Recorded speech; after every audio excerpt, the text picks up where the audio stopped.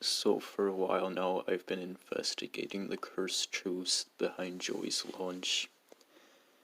And recently, I don't know from where or from who, but I received a package in the mail, and upon opening it, I saw that it was a VHS tape, and written on it was Nick Jr., just like the other two tapes I've encountered so far, but this time in orange ink. And while I should just put this all aside and not bother, something just constantly forces me to watch these tapes and discover what's in them and share it with everybody. So now I will be explaining everything that was in this one. I played the tape, and just like all the other ones, it starts out normal. There's a bumper with face, and after he was done, Joey's lunch started. The intro gives me chills every time now. I don't know what's to come. It opened up the lunchbox, and this time the worst group was there, the one that I find by far to be the most disgusting. No one will ever be like PBJ and Banana, which is perfectly fine, but these ones were just horrible. It was the leftover chicken sandwich. You can never tell what the narrator was saying afterwards, something with an F, but no matter how hard I try, I can't understand, so I'll just be referring to him as that. And while that would already be gross enough, the fact that it's leftover is even more horrific. How old and how much was actually eaten, and why would you store that in the lunchbox for who knows how long? And then the absolute worst of the group was the cheese spray. Not only is that already a repulsive object, but what would even be put on here? It cannot be good at all. It's just a disgusting horror. And there's no way that could even be healthy. Why would they promote it? This is already filled with mystery and dread and horror on its own. The other two food items who were fine though were the veggies. They never specify them, but I'll just refer to them as celery and carrot anyways because that's what they are. Anyway, the bumper played out normal. The two vegetables danced together and mingled and flipped and loved each other. And after that, it ended. Thank goodness, right? Well, the screen went black for a little bit. Something told me that there's no way that this could be the end. There's something else coming, right? And I was right. After a quick static shock, the screen came back, and I saw Banana again sitting in her room, talking to herself or something off screen. And she explained that now's the time that they fulfilled their true destiny. And now we will see the real presentation. It then cut back, and it seemed like another normal Joey's Lunch bumper was going to start. And the box opened up to the same group, but this time they felt more dead inside, more forced to do their lines, more zombie-like. The group of disgusting food just stared at the screen for a bit, and then the vegetables introduced themselves, and so did the spray cheese. The leftover chicken sandwich just hesitated for a while though, and after that I could hear what sounded like a mic scratch, and then the screen went back. It cut back to Banana sitting in a dark room, and she said, No, take two, two, two, two, two, two, two, two. Her voice got more demonic as it sounded like the audio glitched. I couldn't tell if there was something wrong with the VHS tape, but anytime I would try to get up and see if I could fix it, the screen would scratch, and it cut back off to the bumper.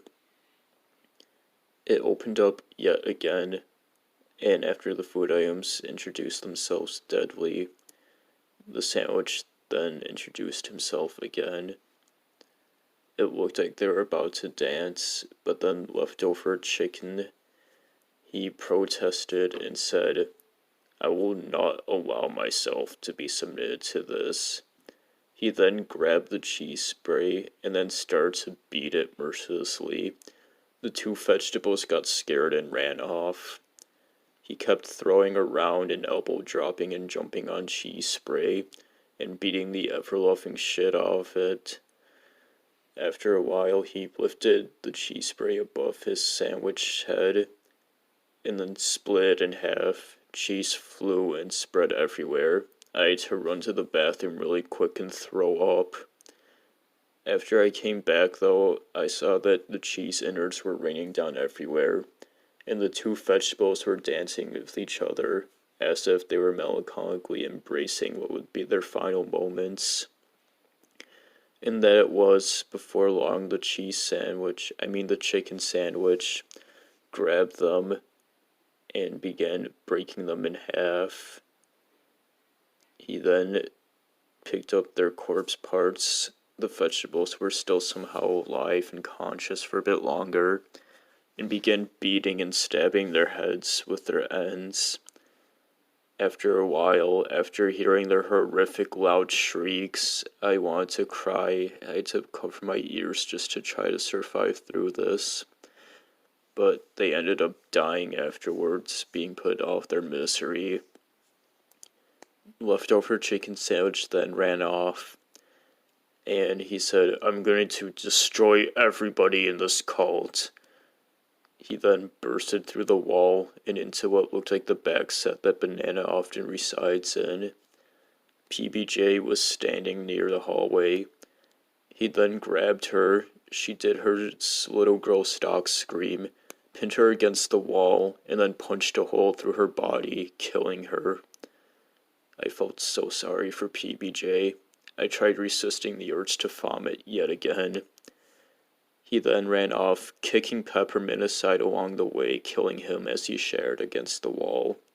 I had tears running down my eyes from this horrific sight, this never-ending genocide, but maybe it was for the best for them.